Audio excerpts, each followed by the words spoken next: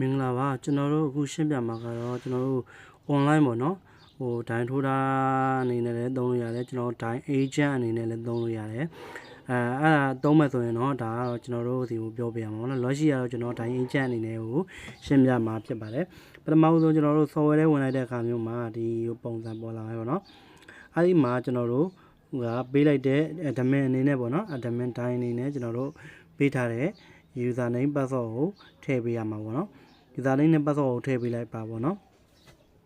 ထည့်ပေးလိုက်လို့ရှိရင်ကျွန်တော်တို့ login လေးတစ်ချက်နှိပ်ပေးလိုက်ပြနော်login လေးနှိပ်လိုက်တဲ့အခါမှာကျွန်တော်တို့ဒီလိုပေါ်လာပြီအရင်လိုဥဆုံးကျွန်တော်တို့ထိုးတာဟိုအမီတွေတွင်းမယ်ပေါ့နော်ထိုးတာကဟိုမှာအောင်ပေါ့နော်အောင်စကားဝက်က1 2 3 4 5 6တို့ပေးမဲ့လက်ကြံငွေ break တန်ဖို့ပေါ့နော်ဒါကတော့ agent အနေနဲ့ဆိုလို့ရှိရင်သူ့ agent အနေနဲ့ဆိုကျွန်တော်တို့တက်တိတ် break ပေးမယ်ပေါ့နော်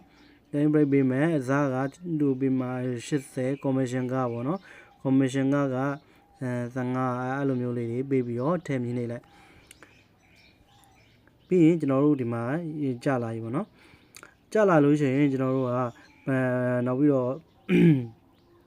အဲ့ကြလာပြီကြလာတဲ့ဟာကိုကျွန်တော်တို့ဒီအောင်ဆိုတဲ့နာမည်နဲ့ပဲကျွန်တော်တို့ဒီမှာထိုးတာနာမည်ပေါ့နော်ထိုးတာအောင်ပေါ့နော်အောင်ခုနပေးခဲ့တဲ့စကားဝတ်ကျွန်တော်တို့1 2 3 4 5 6ထိုးတာမှလည်းကျွန်တော်တို့ user မှလည်းเนาะဒီလိုမျိုးလေးထည့်ပေးရမယ်ပေါ့နော်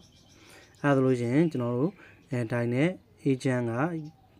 ကျွန်တော်တို့ဖွင့်လို့ရပြီပေါ့နော်အကောင့်ဖွင့်လို့ရပြီเนาะနောက်ဗီဒီယိုလေးကိုကျွန်တော်တစ်ချက်ပြောပြမယ်ပေါ့နော်